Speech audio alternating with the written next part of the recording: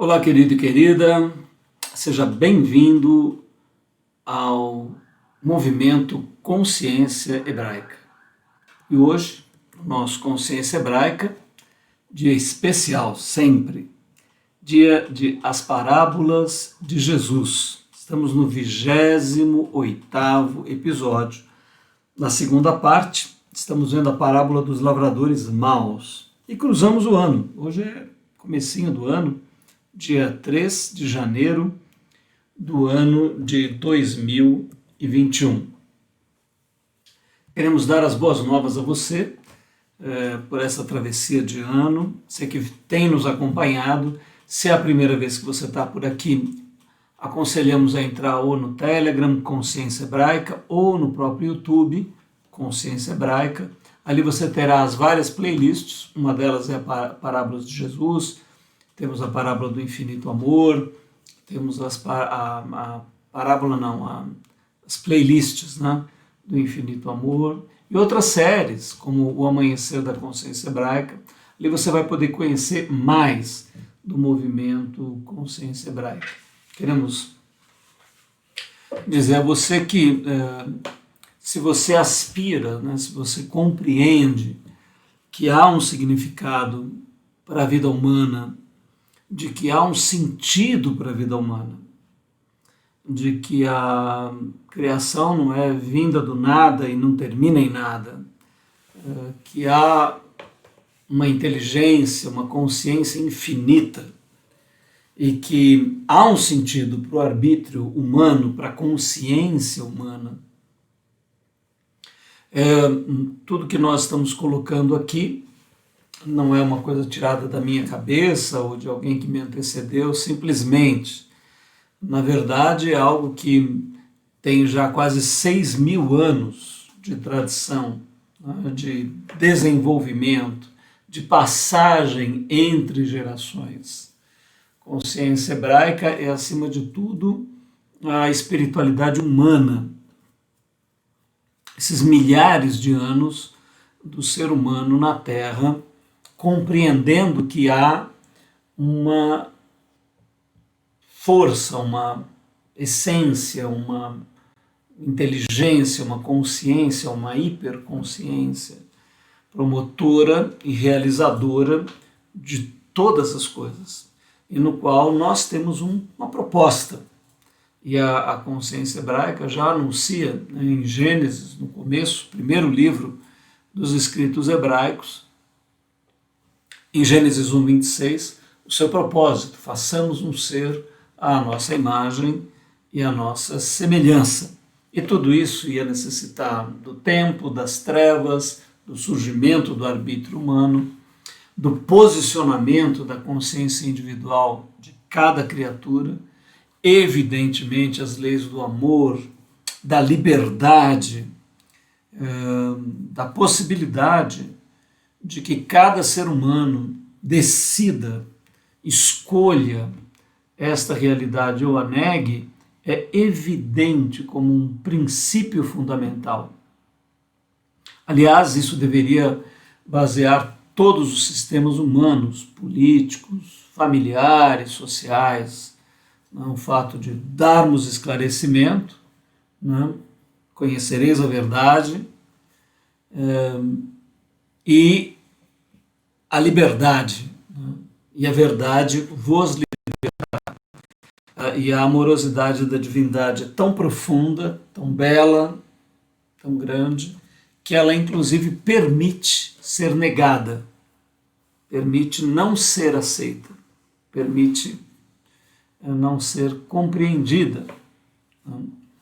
E as nossas sociedades humanas, a maioria da estruturação do nosso pensamento intelectual, em grande parte, faz esta desconsideração, principalmente do iluminismo para cá. Isso tem se acentuado e tudo bem. Agora, evidentemente, a divindade faz um alerta, né, de que a consequência das decisões que o ser humano toma elas também estão centradas na própria pessoa. Se você escolhe o nada como uma opção, se você escolhe o dessentido, então você está produzindo e gerando aquilo que é o teu maior e intenso desejo, que é a nulidade. Ou se você nega a divindade e se centraliza, se egocentriza completamente, você vai receber o fundamento de estar centrado na tua própria energia, que evidentemente é limitada e temporal, né? Então, a divindade, por amor, permite que o ser humano escolha, inclusive, a sua própria destruição, a sua própria negação, sua própria não confirmação da essência fundamental que nos forma, que é a própria divindade. Então nós estamos em todo esse trabalho transferindo a você algo que não é um pensamento particular, algo que é transmitido por milhares de gerações e textos que chegaram até nós, trazidos por essa grande intuição, que na verdade se manifesta em toda a humanidade, né? Porque nós chamamos de hebraico o impulso espiritual humano de reconhecer a divindade e de se inclinar a esta divindade, de compreender que ela deve ser a condutora da nossa liberdade, né? Então nós somos livres para podermos escolhê-la ou negá-la, né? Então isso é da consciência de cada pessoa humana.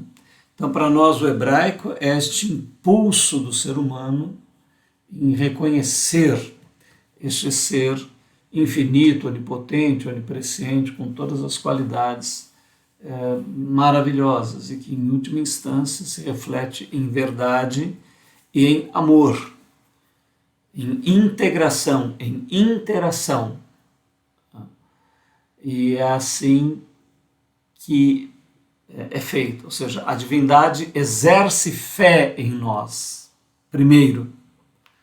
Ela exerce fé na nossa capacidade de escolha, de liberdade. Ela nos dá isso num ato de fé.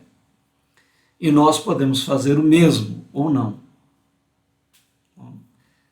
Podemos exercer fé que haja esta divindade, compreendendo-se fé, evidentemente, como dois fundamentos, né? Um conhecimento profundo, que todo ser humano tem curiosidade, tem um impulso natural ao conhecimento, e experiência, aqueles que se abrem para a meditação, para a oração, para a busca no seu próprio interior desta experiência divina e que traz sentido à vida humana, traz realização à vida humana, apesar de continuarmos com todas as nossas contradições, as nossas angústias, as nossas dificuldades, o nosso senso de inverdade dentro de nós, o nosso impulso de negação da verdade, do amor, que é o ódio, que é uma atitude antibiótica ao invés de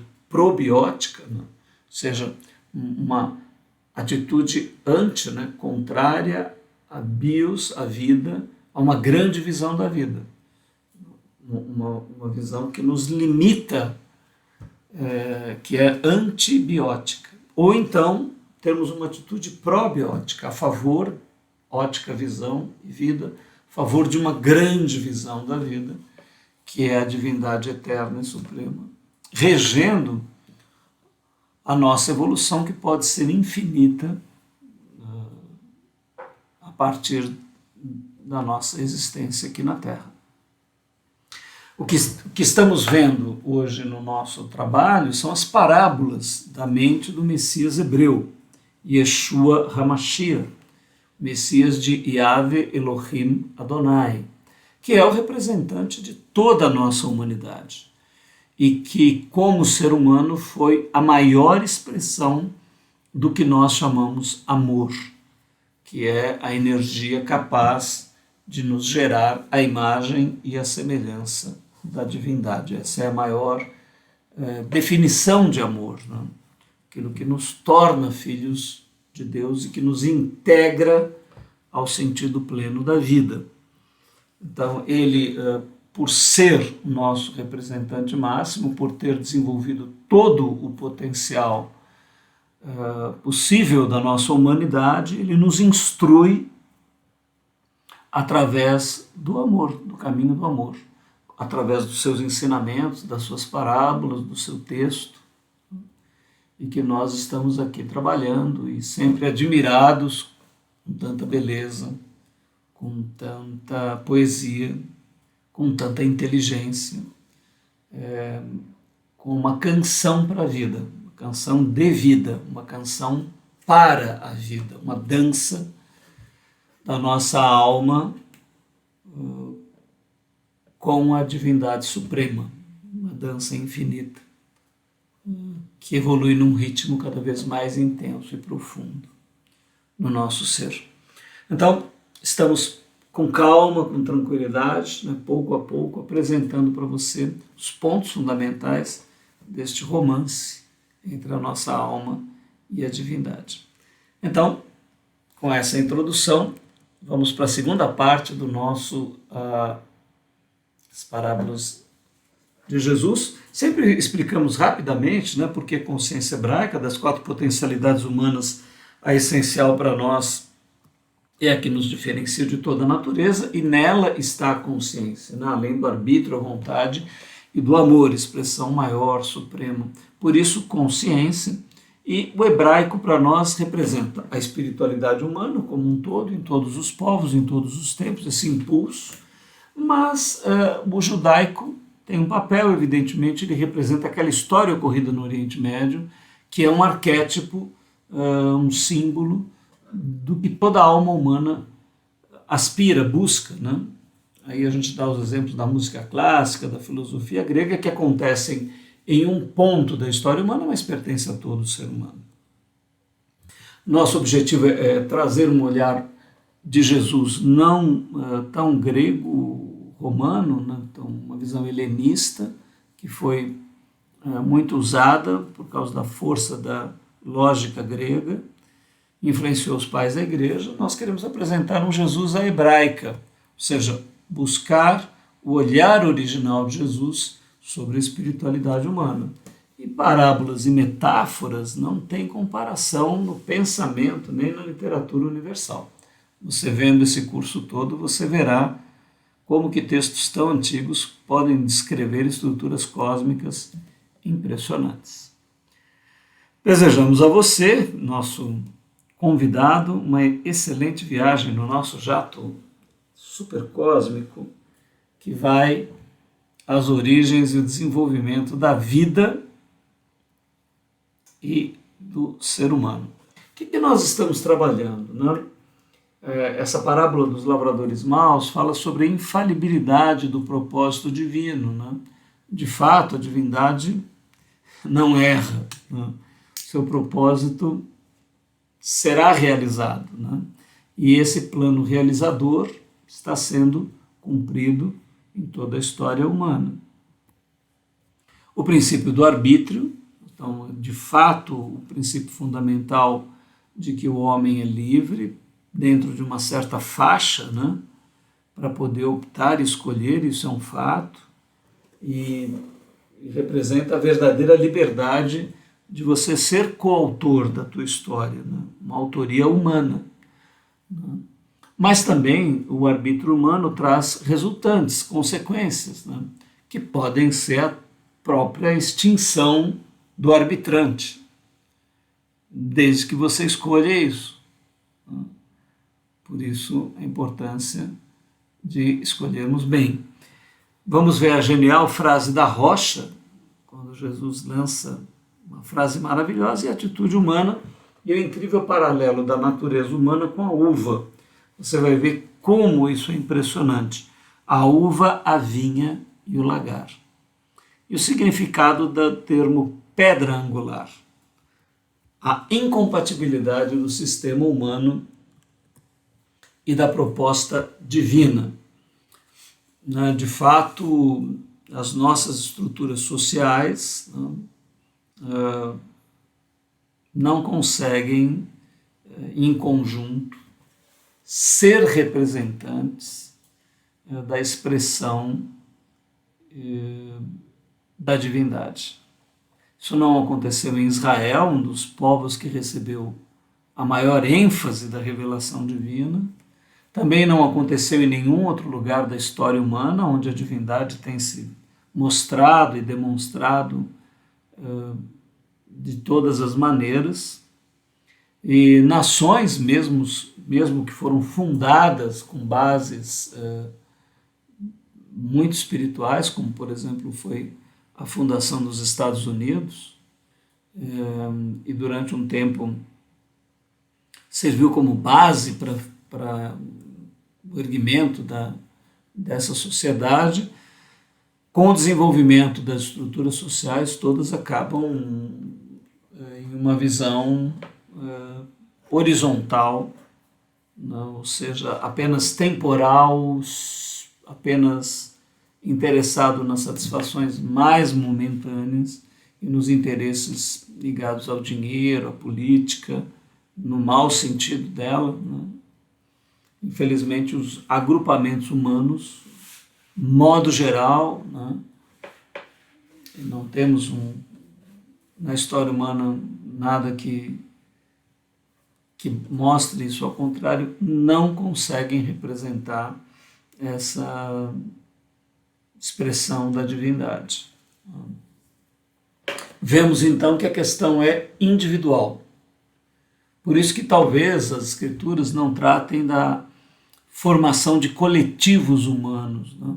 Não há nenhuma instituição particularmente que seja indicada nas escrituras como eleita para a formação. Não há um agrupamento humano. Né? Quando nós somos tratados de forma coletiva, é sempre no sentido do ajuntamento de todos os indivíduos vindo das mais diferentes posições e situações sociais. Então, quando é dito assim, a noiva de Cristo, do Messias, como a igreja, né? Não é a igreja do fulano, a igreja tal, que tem o título tal, né? Isso não existe. Quando é falado sobre a Nova Jerusalém, que dá um sentido de cidade também, ou o Sião espiritual de Deus, né? Sempre quando se refere a esse coletivo, nunca é historicamente associado a um agrupamento humano, nem mesmo Israel, né? Porque ao final o próprio Israel sente a perda dessa qualidade e a indicação para os gentios, que são as gentes de todos os povos, as pessoas espalhadas pela humanidade. Então nós vemos que essa realização ela não é de nenhum coletivo, não há nenhuma placa de igreja, né, nem aquelas que são as maiores representantes do que seria o cristianismo, né, mas vemos que isso não existe. Seja a Igreja Católica ou a Igreja Protestante, que seriam as representantes, né, entre aspas, desta visão, nenhuma delas é alçada nessa posição de um coletivo que possa ser formado por Deus. São sempre indivíduos. A divindade lida com cada um dos seus filhos em particular. Cada um dos seus filhos dentro da sua história, do seu contexto, da sua vida, do seu momento particular e das suas decisões. Nós nascemos sozinhos, morremos sozinhos. Não há um coletivo de morte, né, humana. A morte é algo individual, a vida é algo individual. Por isso que a força da individualidade humana deveria ser fundamento de todo o estatuto formativo de qualquer nação, de qualquer estilo de vida na Terra, né? A liberdade individual e a individualidade respeitada como uma expressão única e intransferível, né? Jamais pudesse ser agrupado num coletivo com regras que sufocassem esse apelo do indivíduo. Aí você fala, não, mas a Bíblia, o Evangelho, né, não faz isso, não cria regras iguais para os discípulos de Jesus, todos obedecerem a mesma coisa, etc.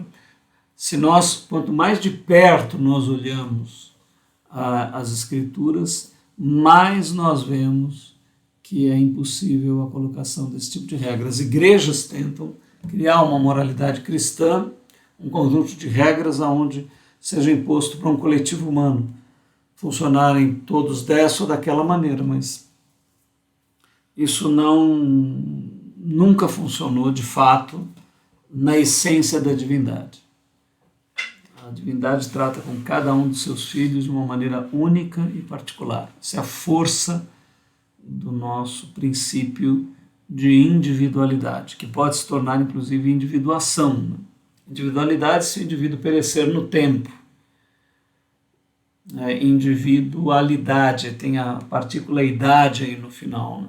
Agora, a ação de se tornar indivisível, individuação, o indivíduo alcançar a qualidade, sair da quantidade, né? Ou seja, ir para o atemporal, mantendo a sua consciência individual, o que nós chamamos de salvação, as pessoas não entendem, né? Mas Jesus vai salvar de quê, né?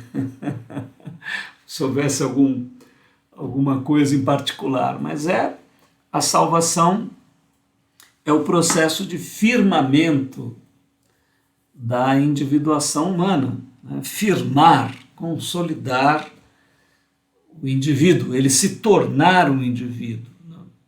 Um dos maiores pedidos de Jesus, ó Pai, que eles sejam um, ou seja, que não possam ser partidos e divididos no tempo, mas que sejam e alcancem uma qualidade individual.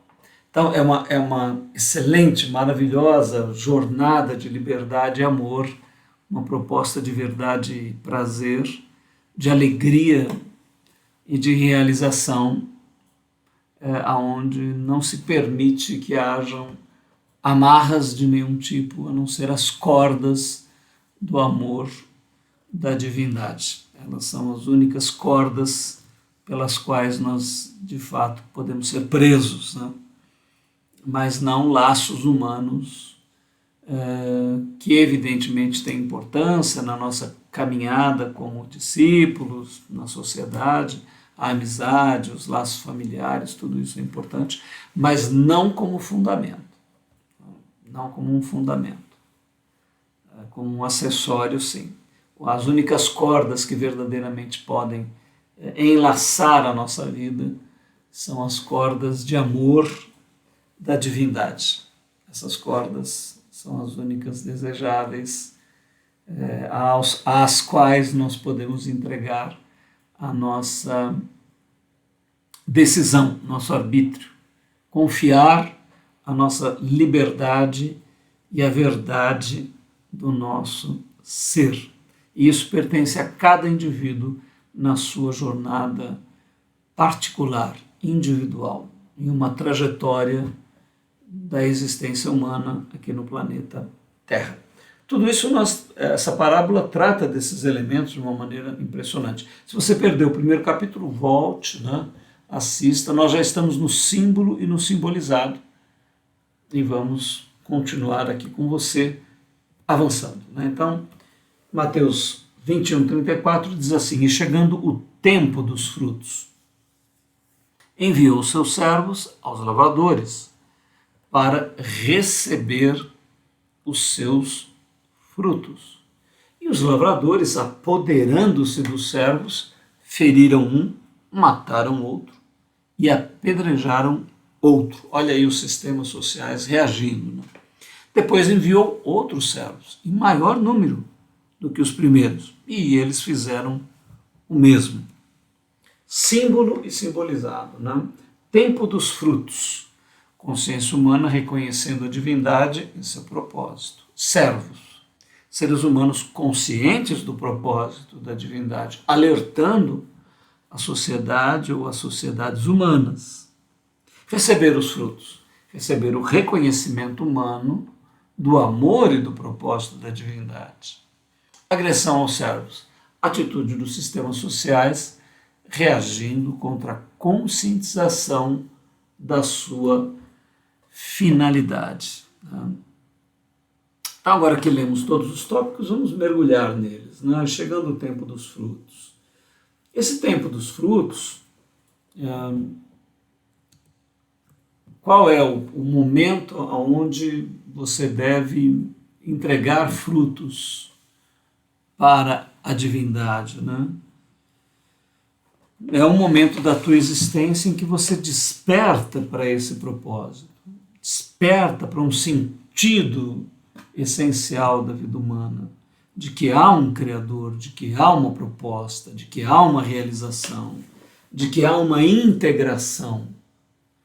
Então, esse tempo, ele como nós comentamos na introdução, ele é um tempo muito particular, que está para cada um de uma determinada forma, né?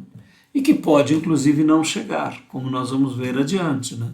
Além de não chegar, esse grupo pode se levantar contra essa conscientização amorosa e afetiva. Olha lá, tempo dos frutos é a consciência humana que reconhece, né, o seu propósito. Isso pode acontecer em qualquer fase da vida humana. Às vezes quando é jovem, às vezes até quando é criança, às vezes só quando a pessoa envelhece e às vezes nunca, né? E os servos, né? Está escrito ali, ó, enviou seus servos aos lavradores para receber os frutos. Então os servos são seres humanos que tomam consciência do propósito e tentam divulgar isso nos sistemas sociais, né? Talvez seja a segunda grande missão de qualquer discípulo, né? Porque a primeira missão, evidentemente, é que você compreenda isso. Mais do que qualquer outra missão da existência humana, né? Que, evidentemente, nós temos vários propósitos temporais da nossa vida, né? Necessidades de sustento, nosso trabalho e ganho de recursos financeiros, a nossa família e a importância dos laços amorosos e efetivos, os nossos amigos e a construção da nossa vida com pessoas que elegemos para serem nossos companheiros, a sociedade em que vivemos e o esforço dessa sociedade em progredir, em melhorar, e os sistemas nela contidos, como os sistemas políticos, educacionais, de produção e tudo mais. Então, todas essas dimensões são importantes. Nós conhecemos alguém, nos apaixonarmos, queremos constituir uma casa, uma família, temos o nosso nome propagado através da geração de filhos, né? Tudo isso são alvos legítimos, mas só que eles não podem tomar o lugar do sentido da nossa vida, não?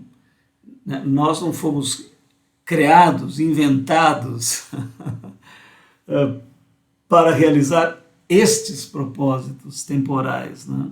Eles fazem parte de um contexto maior, que é a da nossa realização cósmica, da nossa realização enquanto entes, enquanto seres cósmicos em uma grande realização, que é nos tornarmos a imagem e semelhança de Elohim, daquele que é os poderes criadores, né? Yahvé Elohim Adonai, né? Eu sou o que sou, eu sou o ser infinito, as potências criadoras de tudo, o Senhor de todas as coisas, e eu quero gerar filhos. Então, evidentemente, homens que tomam consciência do propósito querem levar a outros, né? Realizar primeiro em si, o quanto for possível, o quanto mais amadurecermos, melhor, e em seguida dedicarmos esforços e bens que tivermos, parte deles, a nós podemos tocar a vida de outros, despertar outros para a realização do seu ser. Então, o servo ele está nessa qualidade, aquele que realiza em si e que procura compartilhar dessa realização com o outro. Né? Aliás, até o sentido de eclésia, né, de ajuntamento, ou de discípulos, ou de igreja, seria esse esforço coletivo. Né? Quando eu me ajunto a outros discípulos e nós dissemos, bem, estamos aqui na nossa sociedade, no nosso tempo, na nossa época, o que podemos fazer juntos para, com amor, em amor, despertarmos mais consciências? Né? Daí surgem as organizações, a necessidade de recursos financeiros e a direção desses recursos e dos esforços de várias pessoas para divulgar essa realização. Se você é um discípulo, não há um discípulo passivo, inativo. Não. Todos os discípulos receberam a grande comissão do Mestre, ide por todo o mundo e fazei discípulos, falai daquilo que vocês têm vivido, daquilo que vocês têm sentido, amado, vivenciado, que isso seja um testemunho para outros. Esse é o sentido da nossa coletividade. Né?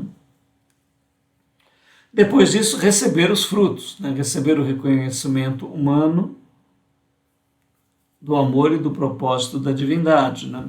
Lembrem-se que a vinha, ela é da divindade. Ela é que produziu tudo. Né? Ela é o Senhor da vinha.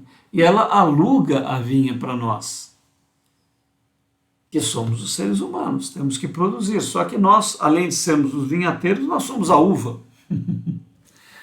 É a ideia do símbolo móvel. Né? Então nós cuidamos, evidentemente, as nossas autoridades têm esse papel, né?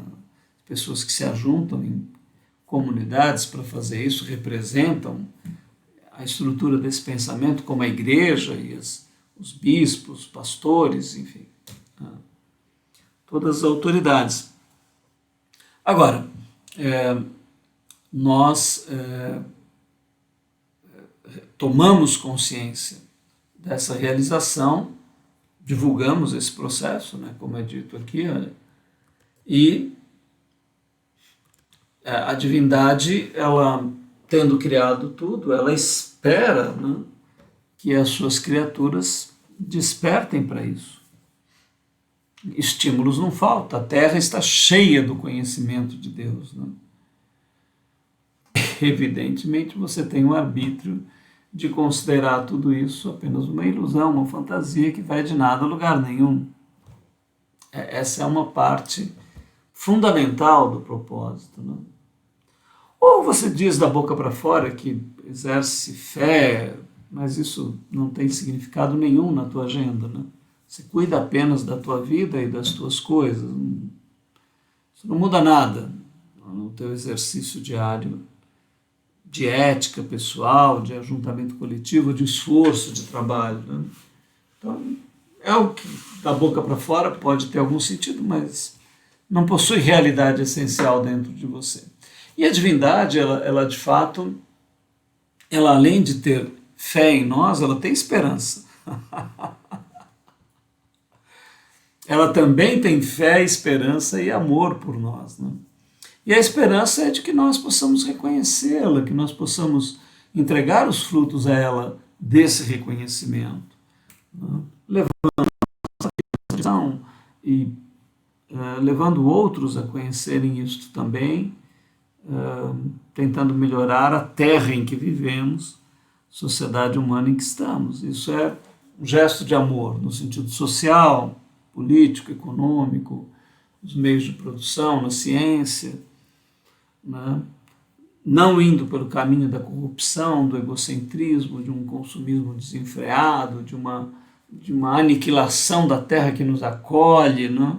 Então, todos esses sentidos éticos de guarda do jardim de Deus, de trabalho neste jardim lindo que nos foi entregue, estão dentro desse conceito, mas a nossa humanidade tem buscado apenas acúmulo de bens materiais, de conforto cada vez mais acentuado e em sacrifício de tudo e de todos. Não parece ser bem o espírito fundamental daqueles que despertam, né? Então, receber os frutos é receber o conhecimento humano do amor e do propósito da divindade. Ela nos ama, ela tem um propósito conosco, nós podemos reconhecê-la ou não. E aí os servos são agredidos. Né? Interessante, quando você olha a história contada por Jesus, logo você tem um senso de injustiça, todo mundo tem. Né?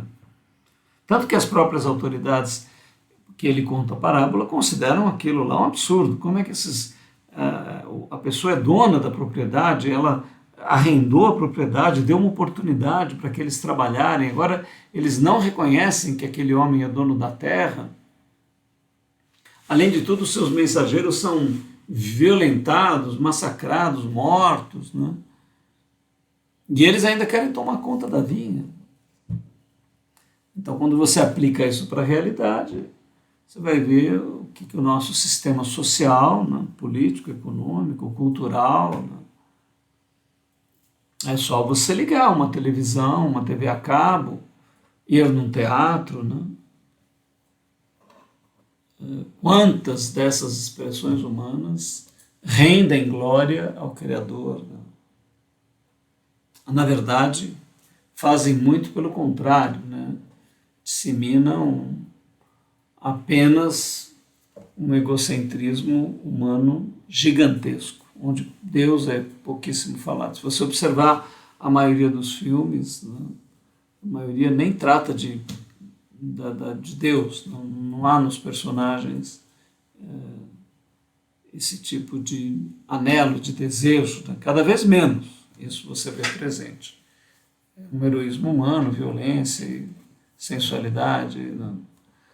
Sexo, drogas e rock and roll. Agora funk. Né? Então, assim, o ser humano vivendo apenas para si. Então, essa dimensão da agressão dos servos é a atitude dos sistemas sociais, que estão completamente egocentrados, ligados à natureza anticrística, e reagem contra a conscientização da sua finalidade. Né? Então, você, ao levar o sentido de finalidade para a sociedade, você é atacado por ela. Quando você procura despertar, né, para o sentido místico, espiritual, maravilhoso de uma divindade que nos ama, a sociedade não recebe isso bem. Né? Então, está aí. E com consequências, né? Liberdade e consequências. Muito bem. Continuando, o nosso texto diz: e por último, enviou-lhe seu filho, dizendo: terão respeito ao meu filho. Mas os lavradores, vendo o filho, disseram entre si: este é o herdeiro, vinde, matemo-lo e apoderemo-nos da sua herança. E lançando mão dele, arrastaram para fora da vinha e o mataram. Olha, o filho do dono. Quando, pois, vier o senhor da vinha, que fará aqueles lavradores? Dizem-lhe eles: dará afrontosa morte aos maus e arrendará a vinha a outros lavradores, que ao seu tempo deem os seus frutos. Então, agora nós vamos entrar aqui no simbolizado, né, destes pontos. Olha lá. Filho do Senhor da vinha. Quem é? O Messias, preparado para toda a humanidade. Com que finalidade? O que Jesus queria com a humanidade? Realizá-la. Através de quê? Do amor. O que é o amor? O seu Ruach Kadosh, o seu Espírito Santo, o seu próprio ser, que é doado para realizar a humanidade. Né? Apoderar-se da herança. Existirá uma ideia da humanidade eternizar-se sem Deus. Matar fora da vinha. Esse ia ser morto fora do símbolo espiritual de Jerusalém. E a vinda do Senhor da vinha? A segunda vinda do Senhor Jesus. Né? Aí entra o Apocalipse, arrebatamento, batalha do Armagedon, lago de fogo e enxofre, consequências de um processo todo que está sendo tratado, ok? Então, vamos ver agora ponto a ponto, né? Ora, Jesus é um símbolo da nossa humanidade, ele nasce num período da história humana, fruto de Hebreus, mas ele é o ser humano por excelência, representante de todos os seres humanos da Terra. Ele compreende o propósito desde sua tenra infância, toma posse aos 12 anos do seu arbítrio, o entrega à divindade numa atitude de total integração, vive a sua juventude, sua adolescência, juventude, e a vida adulta, madura, ele se entrega completamente a esta visão realizadora e leva para a sociedade humana o fruto dessa consciência, desse trabalho, desse despertar todo que ele viveu e estava realizando em si. Como consequência, ele recebe toda a fúria do sistema social, inclusive do sistema religioso humano, né? Ele é morto pelo Estado e pela religião reinantes, pela política, pelos donos da economia, pelos senhores do poder, né? Esse grupo todo o dizima, o elimina. Então, esse Messias, como está aqui, é o ser que devia ter sido recebido pelos sacerdotes do Templo de Salomão, no templo construído, reedificado por Herodes, e pela sociedade humana representada por Roma, né? Mas isso não acontece. Isso não acontece. E ele, então, ali apoderar-se da herança, porque na parábola é um símbolo bastante interessante. Existirá uma ideia da humanidade de eternizar-se sem Deus. Esse é um símbolo curioso, né? A gente vê ele a primeira vez lá em Caim, podemos chamar de complexo Caim, né? Onde a divindade pede uma determinada oferta, mas o Caim decide dar aquilo que ele quer, aquilo que ele acha que é o correto. Então, é a humanidade usando o seu sentido de liberdade para ir contra o Criador que a fez. Depois isso vai se repetir na Torre de Babel, onde o ser humano quer edificar uma torre pelos seus próprios recursos para alcançar os céus e tornar o seu nome eterno. Ora, mas a divindade quer fazer isso com o ser humano, desde que ela se integre. Não. Aí então é revelado o espírito mor, né, o espírito maior do anticristo, que é o homem que quer chegar a Deus, que sente que é Deus, que sente que tem esse potencial, mas não precisa de ajuda. Ele quer ele ser Deus. Não, ele não quer chegar a ser igual não, mas semelhante a Deus. Não. Pelo contrário, ele quer tomar o lugar de Deus, ele quer ser Deus sem a ajuda de Deus. Não. Então, toda essa essência está contida nesse ponto da parábola. E a nossa sociedade humana, né, ela vai nessa direção de autoafirmação. A gente percebe o contexto geral da humanidade, as pessoas se considerando Deus, né? Se considerando donas de si mesmas, donas da sua vida e fazendo exatamente tudo o que quiserem, do jeito que elas acham que é a verdade, né? Que elas mesmas propõem. Como o profeta disse, eu tenho citado aqui, né, o homem assentado, ou seja, fundamentado nas suas próprias fezes, produto do seu próprio interior. Ao invés de, pela liberdade que é dada, existir o reconhecimento deste poder divino e o desejo de integração com este ser. Mas não é esse o caminho, não. Então nós vemos aí, olha, apoderar-se da herança. Existirá uma ideia na humanidade de eternizar-se sem Deus, mas isso é impossível, né? Porque a divindade, o ser dela constitui tudo, inclusive o que nós somos, né? E tudo é tecido dela. Nós não estamos falando num conceito de Deus de um velhinho de barbas longas sentado lá em algum lugar do universo. Estamos falando do ser infinito, que constitui tudo e todos, que é pleno e consciente. Então nós não podemos fazer nada sem esse ser, porque ele é a base de tudo. Nós só precisamos ter humildade para reconhecer isso, né? Lembrarmos que viemos do humus, do solo, né? Temos essa humildade e glorificarmos ao Deus dos céus, né? Como aquele que nos criou, com um propósito amoroso e maravilhoso. Ao invés disso, queremos trilhar o nosso próprio caminho e irmos contra essa divindade, né? E nos tornarmos deuses de nós mesmos.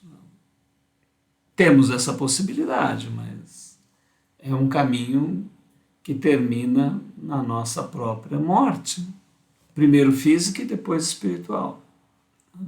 Mas o ser humano tem essa capacidade de escolher, né? E nesta etapa todos são livres para fazerem exatamente o que quiserem. Depois, matar fora da vinha, o Messias ser morto fora do símbolo espiritual de Jerusalém. É interessante essa colocação, né? Sempre é dito que o Messias seria morto fora de Jerusalém, porque na verdade Jerusalém deveria ser o símbolo da sociedade humana receptiva à intenção da divindade de criá-la em amor e de desenvolvê-la infinita e eternamente. Jerusalém representa isso, né? Jerusalém, cidade, Salem, paz, é a cidade da paz celestial, né? A cidade da harmonia integral do ser do homem com o ser divino. Mas a sociedade humana decide não tomar este caminho. Então o Messias é morto fora desse Jerusalém representando o propósito do Criador. É fora desse propósito que mata o Messias. Por isso que ele é morto fora de Jerusalém, que representa o eterno, representa aquilo que é sublime, que é a realização máxima do ser humano. Então é interessante isso constar na parábola, né? Matar fora da vinha. Por último, aqui a vinda do Senhor da vinha. Então, aqui é interessante porque o Senhor da vinha, ele está representando, num primeiro plano, aí entramos de novo na ideia de símbolo móvel, né? O Senhor da vinha é Deus, mas a vinda é relacionada com o Messias. Ele volta ao final de todas as coisas, né? Chamada segunda vinda. E todos os eventos que aí cercam o Apocalipse, porque nós estamos aqui num período de desenvolvimento inicial, primeiro estágio da consciência humana no universo, né? Aqui na Terra. Depois haverá a morte individual de cada um de nós, porque sabemos que ninguém fica aqui para semente, e depois haverá a morte do sistema que nos produziu, que é um sistema dentro do tempo, o universo está dentro do tempo. Ele também terá um fim, haverá a descriação, né? Tudo isso está descrito fartamente nas Escrituras para aqueles que quiserem compreender. E ao final haverá o grande dia da chamada ressurreição dos mortos, ou que nós chamamos de nova geração, porque não vai ser uma ré para trás, né? Termos a mesma vida. E neste momento a parousia, a vinda, segunda vinda do Senhor Jesus, né? E também ao ressurgimento de todos aqueles que exerceram arbítrio e vida consciente no planeta, mas que optaram pelo tempo como pai, né? Não escolheram a divindade, não escolheram render e reconhecer o propósito dela em nos amar e nos tornar seus filhos, mas foram por um caminho fundamentados no próprio tempo, na sua própria concepção de tempo e fundamentando o seu ser no tempo.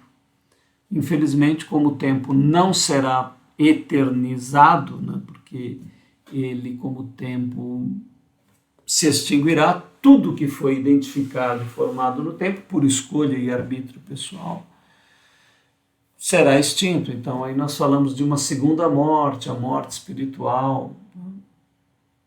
Então você vê que são muitos elementos profundos que constituem uma cosmovisão, né? Uma visão da beleza da divindade, formando desde o início em Gênesis, indo até Apocalipse. Nós temos um conjunto completo de tudo que a divindade quer realizar para o ser humano. Se você tomar consciência de tudo, sentir, se integrar a tudo isso, uma força virá dentro de você, de compreensão, de submissão, de dedicação, né? Submissão não no sentido egoísta, mesquinho da palavra, ou ditatorial, né? Mas de você harmonizar-se, estar a uma missão que foi estabelecida, né? Você está submetido a esta missão por consciência, por amor, por liberdade, né? Você se sente amado e quer se integrar a isso. Esse é o apelo da divindade, né? Por isso que ela também se mescla neste mistério, nessa fase da criação, né? Evidentemente, se ela deixasse uma coluna ardente aqui na Terra e a sua voz ecoando todo o tempo, anjos atrás de você, você não teria arbítrio. Você teria uma imposição de algo. Mas o universo é colocado num equilíbrio tal que você pode, inclusive, negá-la, considerar que ela não existe. E você pode tornar isso realidade. Mas ao tornar realidade que Deus não existe, você assinou a sua própria morte, né? Porque se ele não é real, então você não é real. Não é? Se você escolhe a irrealidade de Deus, você escolhe a sua própria irrealidade. Como o amor pode apelar, né? Se o amor não pode obrigar você a escolher, pode indicar o caminho. E por que você não se sente atraído pelo amor? Boas questões para nós refletirmos. Bom, nós estamos com bastante calma tratando desse desenvolvimento desta parábola. Não perca no nosso próximo episódio. A gente vai entrar mais profundamente no sentido da uva, né? No sentido do gráfico da criação, como que ela se compõe, como é que esse sentido foi assim trazido profundamente em Israel, né? O sentido da nossa realização cósmica, e a uva como morte, né?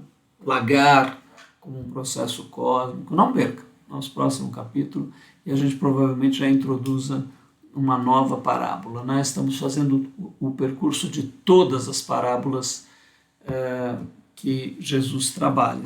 Você está aqui no Movimento Consciência Hebraica, e nós estimulamos profundamente você a entrar nas nossas redes, né? Entre lá no YouTube, nas nossas playlists, assine o canal, divulgue para seus amigos, monte grupo de estudo, né?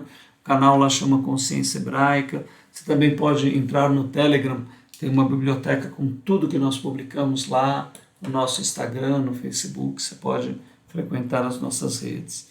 Nós, sinceramente, desejamos que profundamente você viva a descoberta de você mesmo, da essência da vida que há em você, de um propósito infinito e amoroso, carinhoso, que te estimula amorosamente a uma entrega e a uma vivência do amor. Desejamos a você um Shalom Adonai, a paz do Senhor de todas as coisas, também um Salem Aleikum, a paz estando em você, para que você reconheça o Criador e viva com Ele uma história, uma aventura indescritíveis para a consciência humana, maravilhosamente vivida pelo Messias hebreu e convidada a você em amor. Até o nosso próximo encontro.